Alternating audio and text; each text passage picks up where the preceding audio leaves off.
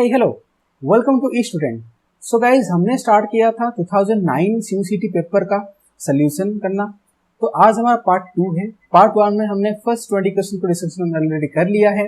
अभी हम पार्ट 2 में जो सेकंड 20 क्वेश्चन है, मतलब कि क्वेश्चन नंबर 21 से लेकर क्वेश्चन नंबर 40 तक हम डिस्कशन करेंगे। ठीक है, तो फिर चलिए फटाफट स्टार्ट कर लेते हैं। ओके, सो देखिए गाइज, आपका जो क्वेश्चन नंबर 21 है, आपको ये कह रहा है कि the order of stability of metal oxides, मतलब कि आपको कुछ मेटल ऑक्साइड्स गिवन है, आपको उनका स्टेबिलिटी ऑर्डर का, मतलब कि स्टेबिलिटी का जो ऑर्डर उनको बताना है। मतलब कि आपको इस क्वेश्चन में करना क्या है कि जो मेटल ऑक्साइड्स, जो आपके जो कंपाउंड्स प्रेजेंट है, ओके, तो उनका आपको करना क्या है कि आपको स्टेबिलिटी उनका डिटरमिन करना है। एंड स्टेबिलिटी डिटरमिन करने के बाद स्टेबिलिटी के ऑर्डर आपको देना है। ठीक है, आपको मतलब जो करेक्ट ऑर्डर है उसको चूज करना है।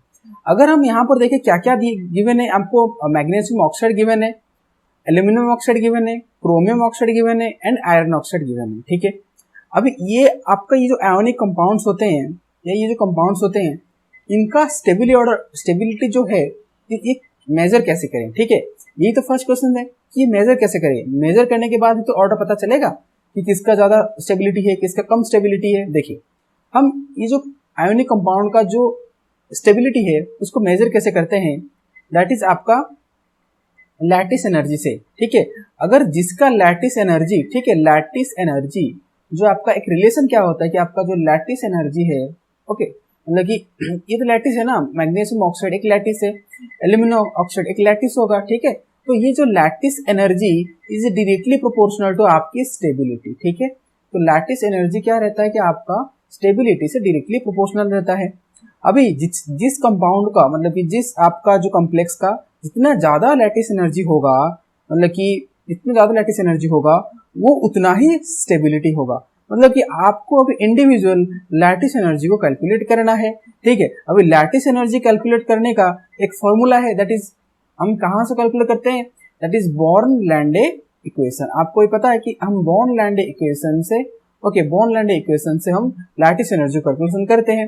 अभी इसका फॉर्मूला क्या होता है, इसका फॉर्मूला होता है delta U is equals to minus N A okay, minus N A Z plus into Z minus E square Madelung constant A upon 4 pi epsilon naught, okay, epsilon naught then R naught into n-1 upon n।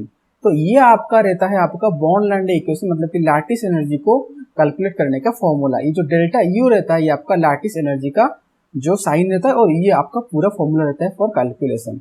यहाँ से आप एक अंदाजा लगा सकते हो that ये जो डेल्टा यू है ये आपका डायरेक्टली प्रोपोर्शनल है आपका चार्ज के साथ। ठीक है, डायरेक्टली प्रोपोर्शनल है आपका चार्ज के साथ एंड इनवर्सली प्रोपोर्शनल है आपका किसके साथ, आपका रेडियस के साथ। इनवर्सली प्रोपोर्शनल है आपका रेडियस के साथ। मतलब कि यहां से हम एक कलेक्टिवली एक, मतलब कि जनरल फॉर्मूला यहाँ पर डिराइव कर सकते हैं, that is lattice energy, okay, lattice energy is proportional to charge upon radius. Okay, ये हम लिख सकते हैं चार्ज अपॉन रेडियस, मतलब कि चार्ज के साथ डायरेक्टली प्रोपोर्शनल एंड रेडियस के साथ इनवर्सली प्रोपोर्शनल। मतलब कि जिस कंपाउंड में चार्ज ज्यादा होगा तो उसका लैटिस एनर्जी ज्यादा होगा। अगर लैटिस एनर्जी ज्यादा होगा तो स्टेबिलिटी ज्यादा होगा, और जिसमें रेडियस ज्यादा होगा तो लैटिस एनर्जी कम हो जाएगा। अगर लैटिस एनर्जी कम हो जाएगा तो स्टेबिलिटी भी कम हो जाएगा। ठीक है, अगर हम यहाँ पर देखें magnesium oxide, aluminium L2O3, Cr2O3, Fe2O3, अगर यहाँ पर हम चार्ज को डिटर्मिनेशन करें तो आपका देखिए आपका क्या आ रहा है, मैग्नीशियम ऑक्साइड में ये डिसोसिएटेड कैसे होगा, Mg2 plus O2 minus, okay, मतलब कि चार्ज आपका आ रहा है 2+। वैसे ही L2O3 में आपका Al2O3 में, ओके, L2O3 में क्या हो रहा है आपका, okay, 2L3 plus 3O2 minus. मतलब कि यहाँ पर आपका मैक्सिमम चार्ज क्या आ रहा है, 3+। अगर आप देखोगे क्रोमियम ऑक्साइड में भी आपका +3 आ रहा है और Fe2O3 में भी आपका चार्ज +3 ही आएगा आफ्टर डिसोसिएशन। ठीक है, तो यहाँ पर अगर चार्ज के मैटर पर जाएं तो आपका तो मैग्नीशियम वाला जो कंपाउंड ये सबसे पीछे आ जाएगा क्योंकि इसका चार्ज तो +2 है। लेकिन यहाँ पर आपका जो मैग्नीशियम का जो लैटिस एनर्जी है वो सबसे ज्यादा रहेगा। ऐसा क्यों? क्योंकि मैग्नीशियम ऑक्साइड को अगर आप ध्यान से देखोगे, मैग्नीशियम ऑक्साइड ये होता क्या है, ये होता है आपका Mg2 plus plus O2 minus. और ये Mg2 प्लस का इलेक्ट्रॉन्स कितने हैं Mg2 प्लस में? क्योंकि आपको पता है कि मैग्नीशियम में 12 इलेक्ट्रॉन्स हैं। अगर आपका 2 प्लस है मतलब कि 2 इलेक्ट्रॉन विड्रॉ किया गया है तो इसमें 10 इलेक्ट्रॉन्स होंगे अभी। एंड O2 माइनस में आपको पता है कि ऑक्सीजन में इनिशियली 8 इलेक्ट्रॉन्स होते हैं क्योंकि इसका एटॉमिक नंबर 8 है और उसमें 2 इलेक्ट्रॉन्स ऐड किए गए हैं, मतलब कि इसका भी इलेक्ट्रॉन नंबर 10 इलेक्ट्रॉन्स है। तो बोथ दोनों का 10 इलेक्ट्रॉन्स है, मतलब कि ये एक आइसो इलेक्ट्रॉनिक कंपाउंड है। और जब आइसो इलेक्ट्रॉनिक कंपाउंड मिलकर एक लैटिस बनाते हैं तो वो सबसे ज्यादा स्टेबल बनता है। तो यहाँ से Mg वो डेफिनेटली सबसे स्टेबल हो जाएगा, तो सबसे ये ऑर्डर में आगे आ जाएगा। अभी बात करना है बाकियों में कि MgO के बाद कौन आएगा, Al2O3 या Cr2O3 या Fe2O3। ओके, अगर हम अभी चार्ज पे आए तो इन सब में +3 का चार्ज आ रहा है, इन सब में +3 का चार्ज आ रहा है, मतलब कि चार्ज के बेसिस पे हम डिफरेंशिएट इनको नहीं कर सकते। अब हम आएंगे रेडियस पे। अगर आप एल्यूमिनियम का रेडियस देखोगे तो ये पीरियोडिक टेबल में एकदम राइट में है। एंड आपको पता है from moving left to right आपका रेडियस डिक्रीज करता है, साइज डिक्रीज करता है, राइट। तो रेडियस बहुत कम है, अगर रेडियस कम है तो लैटिस एनर्जी ज्यादा है, अगर लैटिस एनर्जी ज्यादा है तो स्टेबिलिटी ज्यादा है। तो मैग्नीशियम ऑक्साइड के बाद आपका आएगा एल्यूमिनियम ऑक्साइड, एंड एल्यूमिनियम के बाद आ गया क्रोमियम एंड आयरन के बीच में। अगर आप डी ब्लॉक की जो साइज की जो ट्रेंड को अगर आप स्टडी करोगे तो आपको ये पता चलेगा कि क्रोमियम का जो साइज है वो आयरन से लेस, मतलब कि स्मॉलर है। सो दैट्स व्हाई क्रोमियम का आपका जो लैटिस एनर्जी है, जो स्टेबिलिटी है, वो greater than that of your iron oxide. So आपका यहाँ पर आंसर आ जाएगा फर्स्ट आपका जो ऑप्शन है ये आपका आंसर बन जाएगा। ठीक है, तो होप कि समझ में आ गया होगा, राइट। ओके, सो अब चलिए मूव कर लेते हैं हमारे नेक्स्ट क्वेश्चन में, that is question number 22। The temperature of the slag zone in metallurgy of iron using blast furnaces, मतलब कि आपका जो जब आपका आयरन का मेटलर्जी प्रोसेस चलता है, मतलब कि आयरन के एक्सट्रैक्शन प्रोसेस चलता है ब्लास्ट फर्नेस में, तो वहां पर जो स्लैग जोन एक आता है, उस स्लैग जोन में टेम्परेचर क्या होता है। तो ये तो कंप्लीटली इंफॉर्मेटिव है, अगर आपको याद है कि क्या टेम्परेचर रहता है तो आप आंसर कर सकते हो। तो यहाँ पर करेक्टली आंसर बन जाएगा 800 to 1000 डिग्री सेल्सियस। ठीक है, ओके, इसको ये आपको याद रखना है, right. Okay, let's move to next question, question number 23। The function of FeOH3 in the contact process is, okay, iron hydroxide का FeOH का होल 3 का कंटैक्ट प्रोसेस में क्या फंक्शन है? To remove moisture, to remove dust particles, to remove arsenic impurity, to detect colloidal impurity. ठीक है, देखिए इसमें गाइज इसका ये भी इंफॉर्मेटिव है, इसका answer to remove arsenic impurity, मतलब कि जो आपका कंटैक्ट प्रोसेस होता है उनमें आपका आर्सेनिक इम्प्योरिटीज को रिमूव करने के लिए आपका आयरन ऑक्साइड, मतलब कि आयरन हाइड्रोक्साइड यूज किया जाता है। अब चलिए इसके ऊपर थोड़ा सा डिस्कशन कर लेते हैं। देखिए कंटैक्ट प्रोसेस पर डिस्कशन करेंगे, कंटैक्ट प्रोसेस क्या होता है। आपको पता है कि जो कंटैक्ट प्रोसेस है आपने बचपन में भी पढ़ा होगा, दैट इज कंटैक्ट प्रोसेस हम किस लिए यूज करते हैं, दैट इज मैन्युफैक्चर। ये क्या होता है, ये कौन सा प्रोसेस होता है, ये आपका होता है इंडस्ट्रियल, ये आपका रहता है industrial manufacture. Okay, industrial manufacture of H2SO4, मतलब कि सल्फ्यूरिक एसिड का मैन्युफैक्चर के लिए आपका कंटैक्ट प्रोसेस को यूज किया जाता है। अब इस प्रोसेस के दौरान होता क्या है कि जो आर्सेनिक इम्प्योरिटीज है, तो इसमें दौरान होता क्या है कि जो आर्सेनिक इम्प्योरिटीज हैं वो आ जाता है इस प्रोसेस के दौरान। ठीक है, आर्सेनिक इम्प्योरिटीज, और ये जो आर्सेनिक इम्प्योरिटीज हैं ये काफी क्या होता है, टॉक्सिक होते हैं, राइट। ये काफी टॉक्सिक या आप इसको पॉइजनस कह सकते हो। तो अगर ये काफी टॉक्सिक एंड पॉइजनस है तो ये ऑब्वियसली एनवायरनमेंट एंड लाइफ के तरफ ये क्या है, हार्मफुल है। तो इनको ये जो प्रोसेस है रिमूव करना काफी इंपॉर्टेंट है। तो इनको मतलब कि जो आर्सेनिक इम्प्योरिटीज को रिमूव करने के लिए आपका, मतलब कि इनको रिमूव करने के लिए ही आपका आयरन हाइड्रोक्साइड यूज होता है। अभी कैसे होता है, एक रिएक्शन भी इसका है, इसको भी आप देख के रखिए, क्या पता कि इसमें भी क्वेश्चन आ जाए। तो होता क्या है कि इसमें होता है कि आपका FeOH का होल 3 रहता है, ठीक है, जिसको ऐड किया जाता है आयरन सॉरी आर्सेनिक ऑक्साइड के साथ, right, 2S2O3 sorry arsenic SO3, ठीक है, 2SO3, ठीक है, आर्सेनिक ऑक्साइड के साथ इसको ऐड किया जाता है, ठीक है। तो ऐड करने के बाद होता क्या है कि इसमें होता क्या है कि ये आपका फॉर्म करता है 2FeSO3 प्लस 3 वाटर। तो इस तरीके का एक रिएक्शन आपका रहता है, राइट, इस तरीके का आपका एक रिएक्शन रहता है। तो इसी प्रोसेस में आपका ये FeOH का होल 3 जो है ये आर्सेनिक ऑक्साइड को, मतलब ये जो इम्प्योरिटीज है इसको FeSO3 के कॉम्प्लेक्स बना के इसको रिमूव कर लेता है। तो इसी रिएक्शन के थ्रू आपका जो आर्सेनिक इम्प्योरिटीज है कांटेक्ट प्रोसेस से रिमूव हो जाता है, ठीक है। तो आपका यहाँ पर आंसर बन जाएगा, दैट इज आपका FeOH3 जो है कांटेक्ट प्रोसेस में रिमूव करता है आर्सेनिक इम्प्योरिटीज को, ठीक है।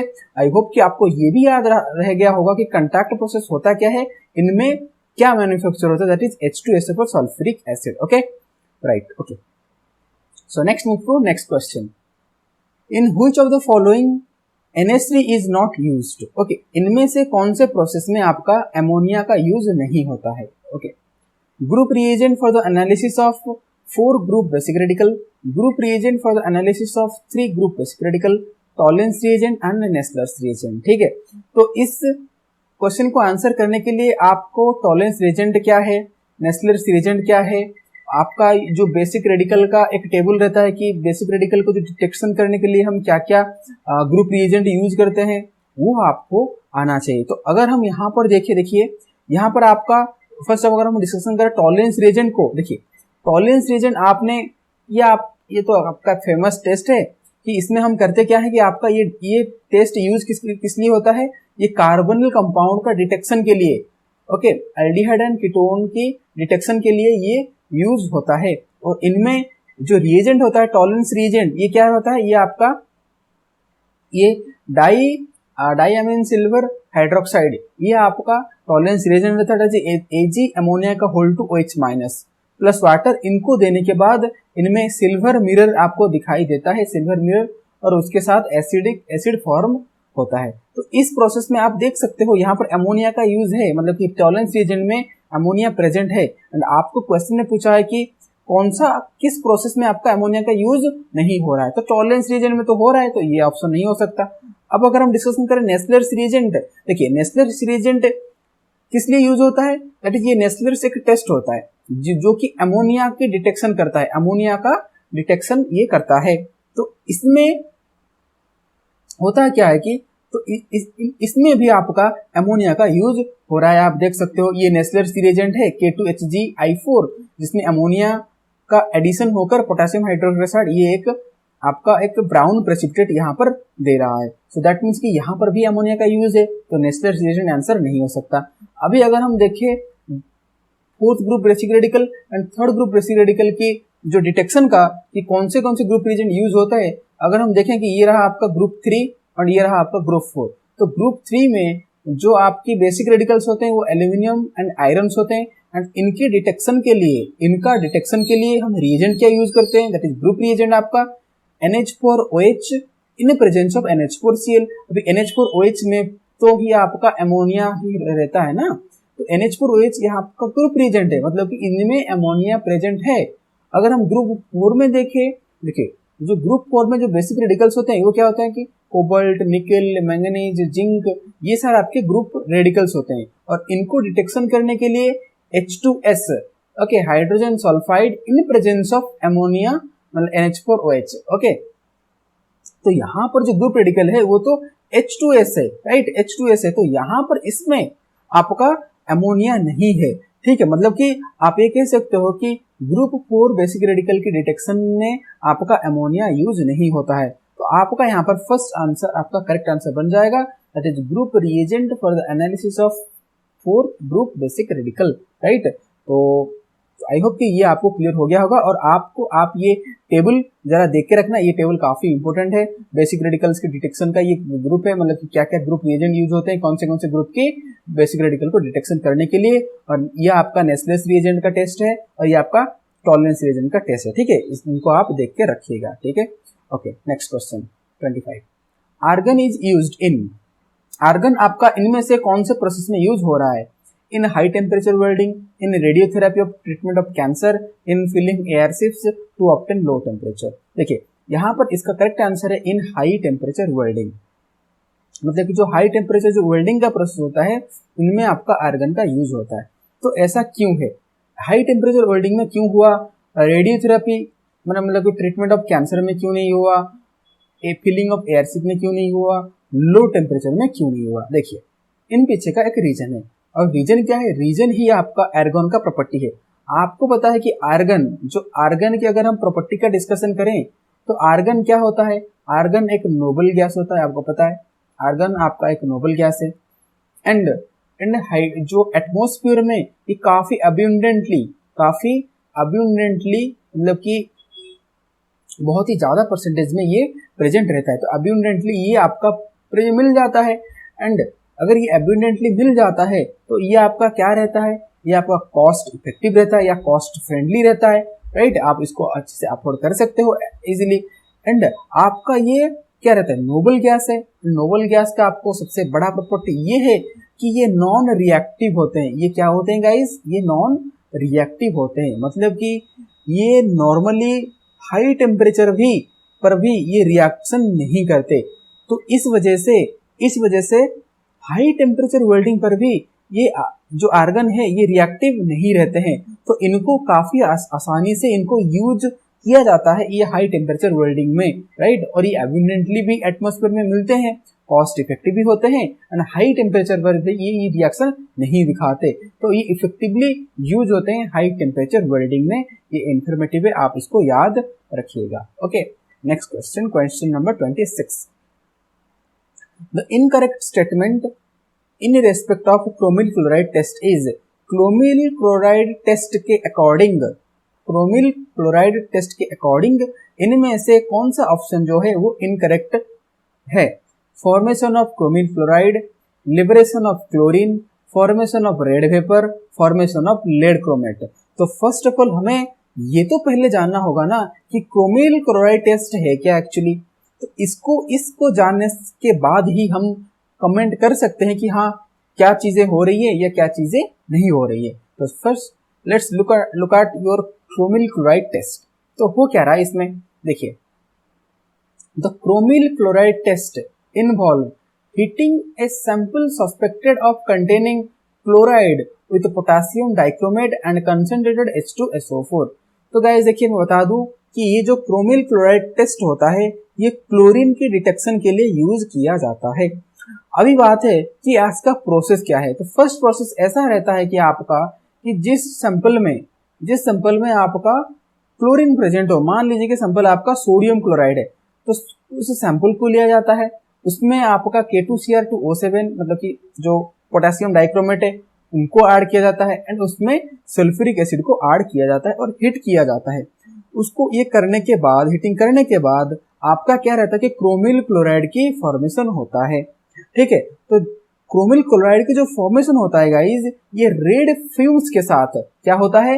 ये जो क्रोमिल क्लोराइड का फॉर्मेशन हुआ ये एक रेड फ्यूम्स का फॉर्मेशन होता है। मतलब कि आपको एक रेड फ्यूम्स दिखेगा, एंड आपको ये मतलब कि रेड फ्यूम्स देखकर आपको ये पता लग जाएगा कि हाँ ये रेड फ्यूम्स जो है ये हमारा क्रोमिल क्लोराइड है। अभी देन उसके बाद क्या होगा कि जब आप ये जो रेड फ्यूम मतलब कि ये जो क्रोमिल क्लोराइड को जब आप बेच दोगे, सोडियम हाइड्रोक्साइड दोगे, तो ये आपको मतलब कि ये NaCl, Na2Cr O4 वाटर ये देगा। जब ये देगा मतलब कि ये देने के बाद आप जो मतलब कि फर्दर ये किसके साथ रिएक्शन करेगा? लेड एसीटेट के साथ रिएक्शन करके आपको लेड क्रोमेट, एंड में आपको लेड क्रोमेट दे देगा।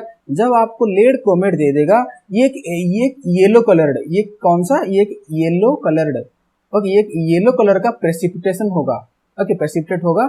तो फर्स्ट ऑफ ऑल इसमें क्या हुआ कि आपको सैंपल लेना है, मतलब कि जिसमें आपको टेस्ट करना है कि इसमें क्लोरीन प्रेजेंट है कि नहीं, उस सैंपल का आपको लेना है।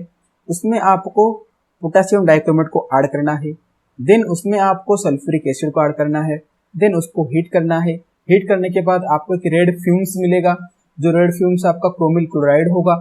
तो क्रोमिल क्लोराइड को फर्दर जब आप बेस के साथ रिएक्शन करोगे तो एंड में आपको लेड क्रोमेट मिलेगा, और वो लेड क्रोमेट जो होगा आपका येलो कलर का होगा।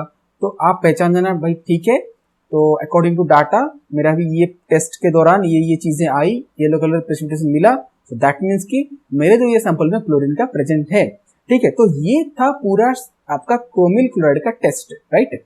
तो अब चलते हैं हम क्वेश्चन पे कि क्वेश्चन हमको क्या पूछ रहा है। क्वेश्चन आपको पूछ रहा है कि इनकरेक्ट स्टेटमेंट, मतलब कि जो क्रोमिल क्लोराइड टेस्ट के जो रिलेटेड कौन सा वो स्टेटमेंट है जो कि इनकरेक्ट है, बाकी सारे सही हैं। तो first, formation of chromyl chloride, आप ये देख सकते हो कि जो रेड फिल्म्स फॉर्म हो रहा था वही तो आपका क्रोमिल क्लोराइड था ना, तो ये तो सही स्टेटमेंट है। देन लिबरेशन ऑफ क्लोरीन, आपने क्या कहीं भी देखा कि यहाँ पर कहीं क्लोरीन का लिबरेशन हो रहा है? नहीं, मतलब कि ये क्रोमिल क्लोराइड टेस्ट तो क्लोरीन के डिटेक्शन के लिए ही तो है, लेकिन यहाँ पर कहीं भी क्लोरीन की लिबरेशन नहीं हो रहा। सो दैट मीन्स कि ये स्टेटमेंट कहीं ना कहीं गलत लग रहा है। ओके, आगे मूव करते हैं। Formation of red vapours, obvious सी बात है, रेड फ्यूम्स फॉर्म हुआ था, red vapours. Then formation of lead chromate, हाँ जी, लास्ट में जो आपका येलो प्रेसिपिटेट मिला वो आपका लेड क्रोमेट ही था। ठीक है, तो मतलब कि आप यहाँ पर 1, 3, 4 स्टेटमेंट जो वो सही है, ऑप्शन नंबर 2 ही आपका गलत ऑप्शन है, तो यही आपका आंसर बन जाएगा, राइट। यही आपका एक इनकरेक्ट स्टेटमेंट है। Okay, next question number 27, the magnetic movement of a transition metal ion is √15 Bohr magneton, मतलब कि बीएम जो है ये आपका मैग्नेटिक मूवमेंट का मतलब कि यूनिट है Bohr magneton. Therefore the number of unpaired electron present in it is, मतलब कि आपको कहना है कि आपका देखिए आपका यहाँ पर क्वेश्चन में ये पूछ रहा है कि आपका जो डाइपोल मूवमेंट है ना, जो आपका डाइपोल मूवमेंट है उसकी वैल्यू है √15 बोहर मैग्नेटन। अभी आपको बताना है कि इसमें नंबर ऑफ इलेक्ट्रॉन, मतलब कि अनपेयर्ड इलेक्ट्रॉन, मतलब कि ये ऐसे ऐसे, मतलब कि ऐसे करके, मतलब ऐसे ऐसे होंगे, तो यहाँ पर सिंगल इलेक्ट्रॉन्स कितने हैं आपको ये बताना है, सिंगल इलेक्ट्रॉन, क्योंकि आपको पता है कि जब अनपेयर्ड इलेक्ट्रॉन्स रहता है तभी आपका मैग्नेटिक मूवमेंट शो होता है। जब आपका पेयर्ड इलेक्ट्रॉन्स रहते हैं, पेयर्ड होके रहते हैं, तो वहां पर मैग्नेटिक मूवमेंट 0 आ जाता है। तो ऑब्वियसली बात है √15 बोहर मैग्नेटन है, दैट मीन्स कि अनपेयर्ड इलेक्ट्रॉन तो डेफिनेटली है, बट कितने हैं कैलकुलेट करना है। इसके लिए आपको ट्रिक है, देखिए अभी ये जो √15 है इसको आप सॉल्व कर लीजिए। देखिए ये √15 जो है इसको आप सॉल्व कर लीजिए। अगर आप √15 को सॉल्व करोगे तो कितना आएगा आपका, लगभग ये आएगा √3.87 बोहर मैग्नेटन। एक ट्रिक हमेशा याद रखिए, जिसकी पॉइंट में आंसर आता है, जिसकी पॉइंट में, यहाँ पर 3 की पॉइंट में आया, 3 पॉइंट, इसका मीन्स ये है कि यहाँ पर 3 अनपेयर्ड इलेक्ट्रॉन से, ये आपका ट्रिक है। आपको किसी भी तरीके से सोचना नहीं है, बस स्ट्रेट फॉरवर्ड यही करना है। 3.87 में आया, दैट मीन्स कि 3 अनपेयर्ड इलेक्ट्रॉन्स प्रेजेंट है। अगर मान लीजिए कि कुछ ऐसा आता कि 2.64, मतलब कि 2 अनपेयर्ड इलेक्ट्रॉन्स वहां पर प्रेजेंट है। 1 मतलब कि 5 पॉइंट समथिंग आया तो 5 इलेक्ट्रॉन्स प्रेजेंट है। अगर यहाँ पर आपका √15 का आंसर है 3.87, दैट मीन्स कि ये हमें ये इंडिकेशन कर रहा है कि यहाँ पर 3 अनपेयर्ड इलेक्ट्रॉन है और आपका आंसर ये बन जाएगा। ठीक है, आई होप कि आपको ये ट्रिक क्लियर हो गया होगा। नेक्स्ट क्वेश्चन नंबर 28 में मूव कर जाते हैं। 28 कह रहा है कि the IUPAC name of cobalt ammonia का होल 5 ONO2+ आयन इज, मतलब कि ये कॉम्प्लेक्स, ये जो कोऑर्डिनेशन कॉम्प्लेक्स है इसको आपका नेमिंग करना है। ओके, क्या क्या ऑप्शन में गिवन है? पेंटा अमीन नाइट्रो कोबाल्ट 3 आयंस, पेंटा अमीन नाइट्रो कोबाल्ट 4 आयन, पेंटा अमीन नाइट्रीटो कोबाल्ट 4 आयंस, पेंटा अमीन नाइट्रीटो कोबाल्ट 3 आयंस। तो जो चारों ऑप्शन में अगर आप यहाँ से ऑब्जर्व करिएगा तो यहाँ पर बस दो फैक्टर पर ही यहाँ पर चेंजेस आ रहा है ऑप्शन में। एक में 3 और 4, मतलब कि जो ऑक्सीडेशन स्टेट है उनमें बस डिफरेंस है 3 या 4, नहीं तो नाइट्रो और नाइट्रीटो में डिफरेंस आ रहा है। मतलब कि आपको यहाँ पर बस कंफर्मेशन ये करना है कि यहाँ पर नाइट्रीटो होगा या नाइट्रो होगा। देन सेकंड, ऑक्सीडेशन स्टेट क्या होगा कोबाल्ट का, 3 होगा या 4 होगा, बस इतना कर लोगे तो आपको ऑप्शन पता चल जाएगा। तो फर्स्ट ऑफ ऑल चलिए कैलकुलेट करते हैं कि यहाँ पर जो कोबाल्ट है उसका ऑक्सीडेशन स्टेट क्या है। देखिए यहाँ पर अगर हम कॉम्प्लेक्स को राइट करेंगे, कोबाल्ट एमोनिया का होल 5 ONO, ओके, कॉम्प्लेक्स के ऊपर 2+, राइट। अब अगर यहाँ पर हम कैलकुलेशन करें तो मान लीजिए कि कोबाल्ट की जो ऑक्सीडेशन स्टेट को हम X मान लेते हैं, प्लस ये तो आपका जीरो रहता है, मतलब कि ये न्यूट्रल लिगेंड है ना, तो अमोनिया, तो इसका तो चार्ज जीरो ही रहता है। देन जो ONO होता है इसका चार्ज क्या रहता है, ONO का, इसका -1 रहता है, मतलब कि ये -1 है इक्वल्स टू 2 है, मतलब कि 2 प्लस तो इक्वल्स टू 2 रहता है, आपका ये कैलकुलेशन मेथड रहता है। तो x इक्वल्स टू, जब ये -1 इस साइड में आएगा तो ये +1 हो जाएगा, आपको पता है, तो 2 + 1 इक्वल्स टू 3 आ गया।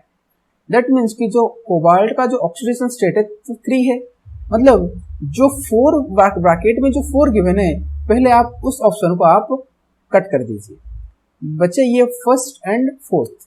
अभी नाइट्रो है या नाइट्रीटो है, देखिए अभी जो ONO है ना, ये नाइट्रीटो है, नाइट्रो नहीं नाइट्रीटो है, तो बस सिंपल हो गया, आपका आंसर बन गया, फोर्थ नंबर आंसर आपका बन जाएगा, that is pentaammine nitrito cobalt 3 ion, ये आपका करेक्ट आंसर बन जाएगा। ठीक है, नेक्स्ट क्वेश्चन, क्वेश्चन नंबर 29, ये तो आपका हो गया। Next, the oxidation state of iron in the brown ring complex FeH2O का whole pipe NoSO4 is, okay, मतलब कि आपको बोल रहा है कि आपको वो ब्राउन रिंग कॉम्प्लेक्स गिवन है, Fe काफी फेमस कॉम्प्लेक्स है brown ring complex, Fe water का whole pipe NO, okay, NoSO4, ठीक है। अभी इसमें आपको बताना है कि जो आयरन का जो ऑक्सीडेशन स्टेट है, जब जैसे कि हमने यहाँ पर कोबाल्ट का ऑक्सीडेशन स्टेट को काउंट मतलब कि कैलकुलेशन किया, तो यहाँ पर आपको आयरन का जो ऑक्सीडेशन स्टेट है वो आपको कितना है, ये आपको कैलकुलेशन करके बताना है, राइट। अगर हम यहाँ पर कैलकुलेशन करेंगे तो SO4 है, SO4 का आपको पता रहता है कि SO4 जो है वो -2 में रहता है, तो अगर SO4 -2 है तो ऑब्वियसली जो स्फीयर है उसके ऊपर चार्ज क्या रहा होगा, 2+ रहा होगा, ठीक है। अभी आपको पता है अगर हम सेम कैलकुलेशन मेथड यूज करें, दैट इज x मान लें इसको, प्लस वाटर एक न्यूट्रल लिगेंड है तो इसके लिए इसका 0 रहेगा। देन अभी NO का क्या होगा, ये इस NO की चार्ज +1 है या -1 है, ये काफी कंट्रोवर्शियल रहता है। तो जो ब्राउन रिंग कॉम्प्लेक्स का जो टेस्ट से, मतलब कि जो साइंटिफिकल टेस्ट से रिसर्च, जो रिसेंट जो रिसर्च है, तो उनमें ये चला है कि आपका जो NO का जो यहाँ पर जो चार्ज रहता है जो लिगेंड का ब्राउन रिंग कॉम्प्लेक्स में स्पेशली, वो -1 रहता है। तो अगर यहाँ पर -1 रहेगा और यहाँ पर 2+ के लिए 2 रहेगा, तो यहाँ पर आपका ऑक्सीडेशन स्टेट ना आपको +3 मिल जाएगा, क्योंकि ये जब यहाँ पर जाएगा ये +1 पर ऐड हो जाएगा, तो आपको यहाँ पर ऑक्सीडेशन स्टेट आयरन की +3 मिल जाएगा। लेकिन आपको गूगल में या कई सारे बुक में भी आपको ये भी मिल सकता है कि आपको यहाँ पर ये आपको ये NO का +1 कर देंगे, तो यहाँ पर जब +1 उधर जाएगा -1 होकर, तो ये 2 - 1 +1 हो जाएगा, मतलब कि आयरन का +1। लेकिन ऐसा ये होता है नहीं, ठीक है। तो ये मतलब कि ये भी काफी बुक में दे देता है कि आयरन का जो ऑक्सीजन स्टेट है जो ब्राउन रिंग कॉम्प्लेक्स में वो +1 है, लेकिन ये गलत बात है। रिसेंट जो स्टडी है वो ये कहता है कि आपका जो ब्राउन रिंग कॉम्प्लेक्स में आपका जो आयरन का जो ऑक्सीडेशन स्टेट रहता है वो +3 में ही एग्जिस्ट करता है, और आयरन का +3 होने के लिए आपका जो NO का जो लिगेंड का जो चार्ज है वो -1 होना मैंडेटरी है, राइट। तो आप इसमें कंफ्यूज मत होइएगा, राइट। ओके, सो मूव कर लेते हैं हमारे नेक्स्ट क्वेश्चन में। तो यहाँ पर गाइस आपका यहाँ पर बन जाएगा ऑप्शन +3, ठीक है। Okay, next question, the correct statement with regard to H2+ and H2- is, okay, H2- is more stable than H2+, H2+ is more stable than H2-, both H2+ and H2- are equally stable, both H2+ and H2- does not exist। देखिए अभी इस question को हम कैसे answer करें। अभी आपको पूछ रहा है कि H2+ एंड H2- इनके बारे में आप स्टेटमेंट दीजिए कि कौन ज्यादा स्टेबल है, कौन कम स्टेबल है। अभी इसको सॉल्व करने के लिए आपको थोड़ा बहुत एमओटी आना चाहिए, क्योंकि ये बॉन्डिंग और एंटी बॉन्डिंग के रिगार्डिंग में ही, मतलब कि उसके रिलेशन में ही आपका ये आप आंसर कर सकते हो। देखिए, तो चलिए एमओटी ड्रॉ करते हैं हाइड्रोजन का। देखिए इन जनरल अगर आप हाइड्रोजन का, मतलब कि हाइड्रोजन की अगर मॉलिक्यूलर ऑर्बिटल डायग्राम अगर ड्रॉ करोगे, मॉलिक्यूलर डायग्राम, तो इनमें बस होता क्या है कि आपका जस्ट हाइड्रोजन की एमओडी में तो बस सिंपल एक रहता है, ऐसा करके आपका ऐसे करके रहता है। यहाँ पर एक हाइड्रोजन हो गया एंड यहाँ पर एक हाइड्रोजन हो गया, तो एक हाइड्रोजन एक ही इलेक्ट्रॉन रहते हैं, जो एक इलेक्ट्रॉन होकर यहाँ पर मतलब कि यहाँ पर दो इलेक्ट्रॉन ऐसे रहते हैं और बॉन्डिंग आपका बन जाता है। ठीक है, तो ये आपका एमओटी का मतलब कि हाइड्रोजन का जो मॉलिक्यूलर ऑर्बिटल डायग्राम है। अभी इनमें क्या कह रहा है कि एक में आपको कह रहा है कि H2 प्लस एंड एक में H2 माइनस। अगर H2 प्लस होगा, H2 प्लस मतलब कि ये जो सिस्टम्स है ना, एक हाइड्रोजन सॉरी एक इलेक्ट्रॉन को रिमूव कर दिया गया है, मतलब कि ये जो मॉलिक्यूलर ऑर्बिटल डायग्राम है ये कन्वर्ट होकर कुछ इस तरीके से देखने को मिलेगा। मतलब कि ये जो मॉलिक्यूलर ऑर्बिटल डायग्राम है ये कुछ इस तरीके से देखने को मिलेगा। मतलब कि जो यहाँ पर दो इलेक्ट्रॉन्स थे, अभी ये दो इलेक्ट्रॉन्स नहीं रहेंगे, मतलब कि यहाँ से एक इलेक्ट्रॉन जो है इसको गायब कर दिया गया है, मतलब कि यहाँ पर इसको विड्रॉ कर दिया गया है। H2 जो पहले था उसको H2 प्लस कर दिया गया है, राइट। तो अभी जो बॉन्डिंग ऑर्बिटल्स में, क्योंकि ये आपका रहता है बॉन्डिंग मॉलिक्यूलर ऑर्बिटल एंड ये आपका रहता है anti bonding molecular orbital ABMO, right. तो अभी बॉन्डिंग मॉलिक्यूलर ऑर्बिटल्स में आपका एक ही इलेक्ट्रॉन प्रेजेंट है, ओके, वन इलेक्ट्रॉन आपका प्रेजेंट है। अब अगर हम यहां से देखें H2 माइनस के लिए, इसका मतलब क्या है कि हाइड्रोजन में आपका एक इलेक्ट्रॉन का एक्स्ट्रा एडअप किया गया है। मतलब कि आपका इस सिस्टम में मतलब ये डायग्राम में एक इलेक्ट्रॉन का एडिशन हो जाएगा। अगर ये एडिशन एक हो जाएगा तो आपको ये मॉलिक्यूलर ऑर्बिटल जो डायग्राम है ये आपको इस तरीके को देखने को मिल सकता है। दैट इज यहाँ पर तो दो इलेक्ट्रॉन्स थे, यहाँ पर एक इलेक्ट्रॉन आ जाएगा। अब ये ABMO में एंटी बॉन्डिंग मॉलिक्यूलर ऑर्बिटल्स में एक इलेक्ट्रॉन आ गया। अभी आपको ये क्वेश्चन में पूछ रहा है कि आपको स्टेबिलिटी के ऊपर कमेंट करना है। अभी स्टेबिलिटी को कमेंट करने के लिए चलिए बॉन्ड ऑर्डर एक कैलकुलेशन कर लेते हैं, क्योंकि bond order is directly proportional to stability. आपको पता है दैट इज जो बॉन्ड ऑर्डर होता है वो डायरेक्टली प्रोपोर्शनल टू स्टेबिलिटी होता है। एंड हम मॉलिक्यूलर ऑर्बिटल डायग्राम से काफी अच्छे से बॉन्ड ऑर्डर को कैलकुलेशन कर सकते हैं। क्या रहता है बॉन्ड ऑर्डर का calculation? Bond order equals to bonding molecular orbital, bonding BMO electron, number of BMO electron minus number of ABMO electrons whole divided by 2। अभी अगर हम इस फॉर्मूला को अप्लाई करके H2 plus and H2 minus के लिए bond order calculate करेंगे, तो चलिए first of all H2 plus के लिए कैलकुलेट कर लेते हैं। Bond order equals to bonding molecular orbital में कितने इलेक्ट्रॉन्स हैं? 1 इलेक्ट्रॉन्स हैं, ओके 1 इलेक्ट्रॉन्स हैं। और एंटी बॉन्डिंग में कितने हैं? 0 हैं, तो 1 माइनस 0 अपॉन 2 दैट इज 0.5।